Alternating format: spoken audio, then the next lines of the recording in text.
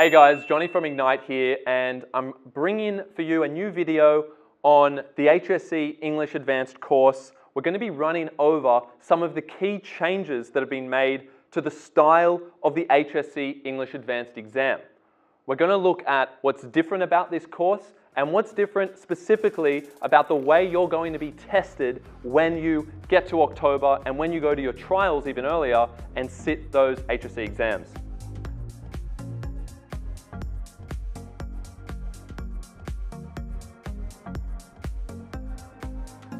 So, the old exam structure looked a little bit like this. We had paper 1, 45 marks, we had 15 marks on comprehension, creative, and the essay. And this was all to do with an area of study.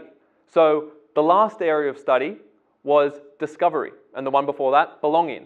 So you would have these concepts, and all three of these components would be related to that concept that was allocated to your particular year or group of years that got that area of study. That is no more. When you got to paper 2, you'd have 3 modules, all worth 20 marks. Now that's still the same, but the content of these modules is slightly different, for some more than others. So let's get into the key changes. Number 1, you can see that there is clearly one less module. So Module C over there, from the original structure, has gone. That used to be something like representations and meaning. So you would basically have another area of study on top of the area of study that you had here. And you would look at a prescribed text and related texts, and you would write an essay on that. You have no more of that, and what's happened is we've taken the creative writing section of this structure and put it into that Module C and expanded it. So there's no more creative writing on that first day of the exams. There will only be 2 sections, but we'll get to that in a second. And what's happened is that creative or imaginative writing component has been modified and actually has replaced the Module C there. So what does that actually look like?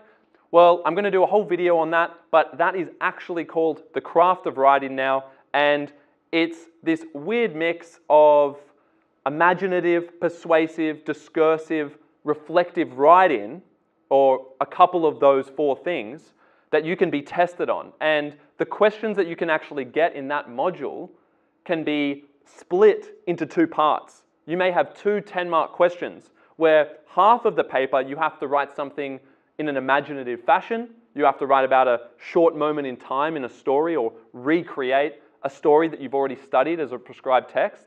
And the second part of the question will ask you to reflect on why you made the particular decisions that you did in writing that story.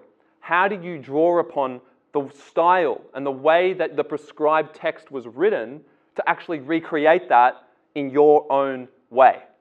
So that's what Module C is now doing. You'll have a little bit of creative writing, but more of that reflective component.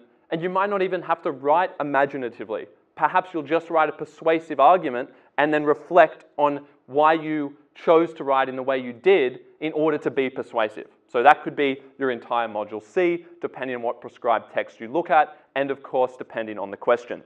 Okay, so that was number 1 and number 2 that I've just covered there. Change number 3, there is no more area of study.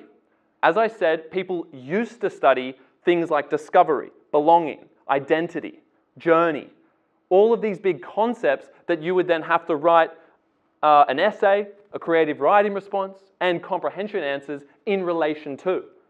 But that is no more. There's no particular area of study that is going to govern that first paper. Instead, it's now 20 marks for just comprehension and essay, keeping in mind that that creative component has basically shifted over to another module and has nothing to do with this paper. So for the comprehension and for the essay, you'll actually get 45 minutes instead of 40 minutes, because this paper will be an hour and a half, but you'll also get 10 minutes reading time. Now, what is this whole module about? If there's no area of study, what do they actually want you to study? Well, you're doing something called texts and human experiences. Now, that's rather vague, but basically, the gist of that entire module is that you're no longer interpreting and analyzing a text in relation to a concept. You're no longer trying to look at a text and force it to be about something like discovery or belonging. Instead, you're looking at the text first, and that is the primary authority on what you're going to be writing about, because the essay questions and the concepts such as discovery and belonging are going to flow from that text.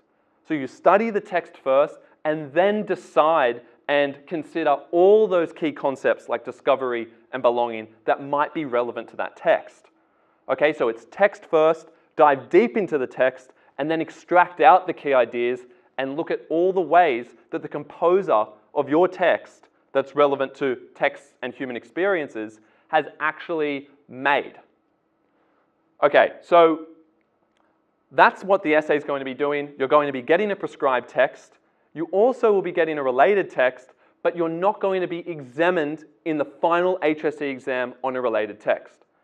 The related text, while you are going to study it in the course of the whole year and in term 1 of the unit, is actually only going to be examined internally, which means while you're at school and being tested at school, not in the actual HSC exam.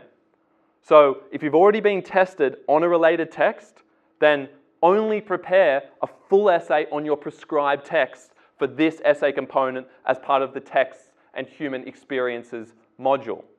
Keep that in mind. If you haven't yet been tested, if your school didn't test you in the first term in which you studied this particular area, then be prepared for the trials to integrate the related text component there. But in the final HSC exam, you won't have to worry about the related text as far as the information out there suggests from NESA and from the English Board of Teachers.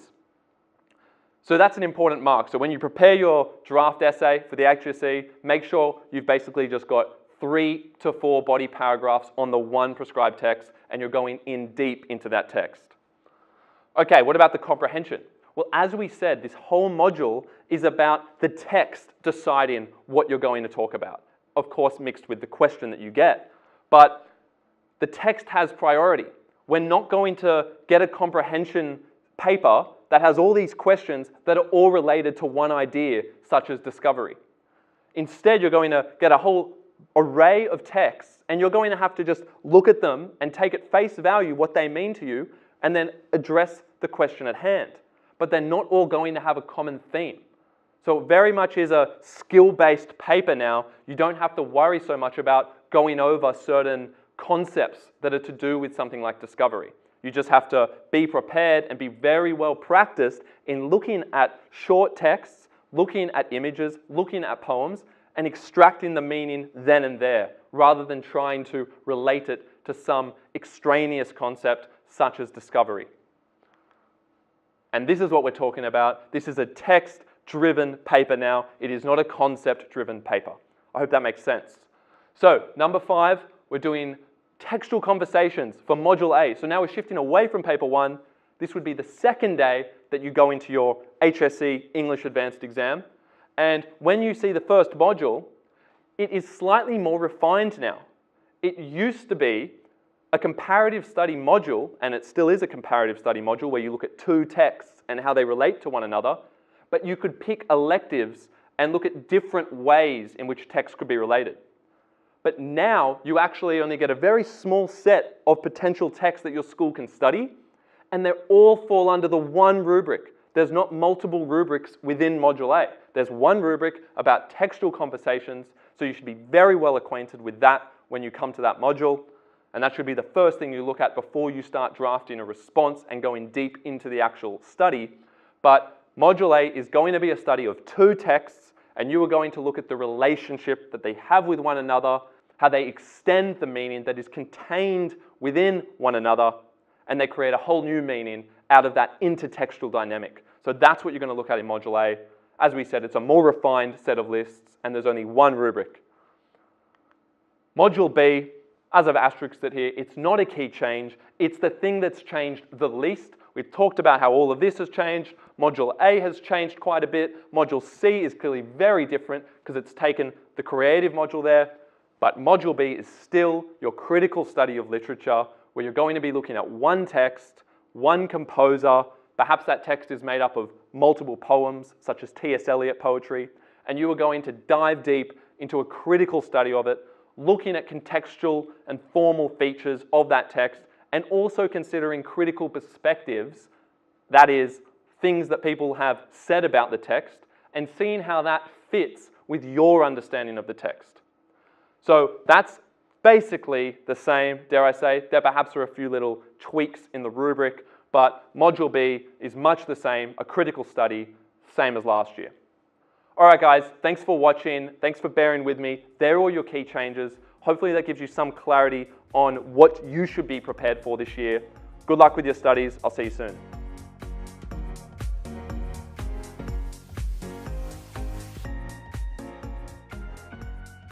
Hey guys, thank you so much for watching once again. If you are enjoying our content, and we hope you are, please do like and subscribe to our channel, and of course, share with your friends. That's right, guys, thanks for watching, but please do make sure you check out our very special resources. They're quite unique. We've made a whole bunch of state rank practical guides for all your English texts out there. So check out the link now at ignitehsc.com.au. Let us know what you think. Otherwise, we'll see you in the next video.